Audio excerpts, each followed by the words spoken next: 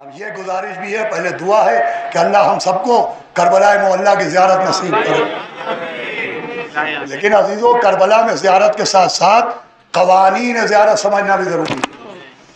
بھائی وہ لوگ قابل تعریف ہوتے ہیں جو ٹورز کے ذریعے زائرین کو کربلا لے جاتے ہیں، لیکن کربلا کو زیارت رکھیے، کربلا میں مینو پیش نہ کیجیے،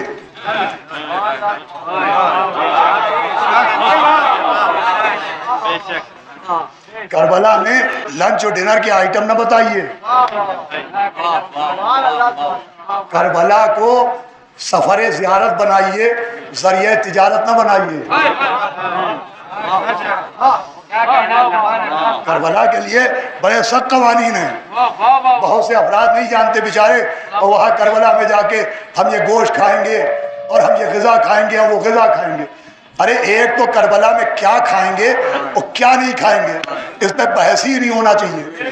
کربلا میں کھائیں پیئیں، اس پہ بحث ہی نہیں ہونا چاہیے۔ لیکن جس کی زیارت ہے، امام نے فرمایا 3 دن کا بھوکا پیاسا شہید کیا۔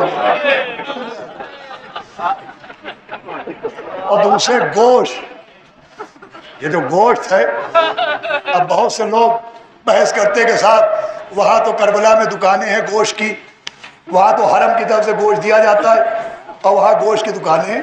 تو بھیا شریعت میں مسافروں کے لیے قانون اور ہیں، مقامیوں کے لیے قانون اور ہے۔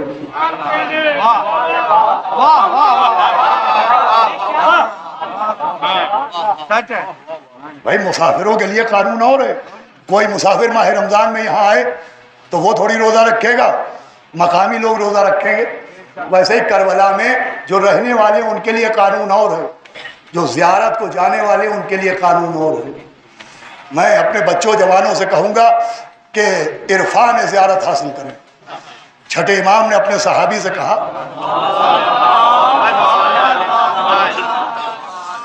کہ دیکھو تم ہمارے جد مظلوم کی زیارت کو نہ جایا کرو۔ تو مفضل نے کہا حضرت میری تو کمر ٹوٹ گئی، آپ کہہ رہے ہیں تم زیارت کو نہ جاؤ؟ کہاں، اس لیے کہ ہم نے سنا ہے کہ تم اپنے مرحوموں کی قبر پر جاتے ہو تو سادگی سے جاتے ہو، ہمارے جد مظلوم کی قبر پر جاتے ہو تو مرغن غذائیں لے کے جاتے ہو، حالانکہ تمہیں معلوم نہیں کہ ہمارا جب بھوکا پیاسا سے بھاگا۔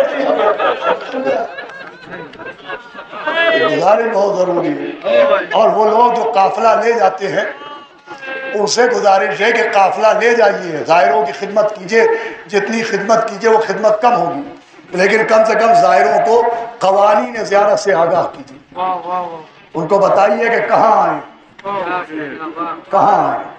کربلا آرام کی جگہ نہیں، آلام کی جگہ، کربلا راحت کی جگہ نہیں ہے، مصیبت کی جگہ۔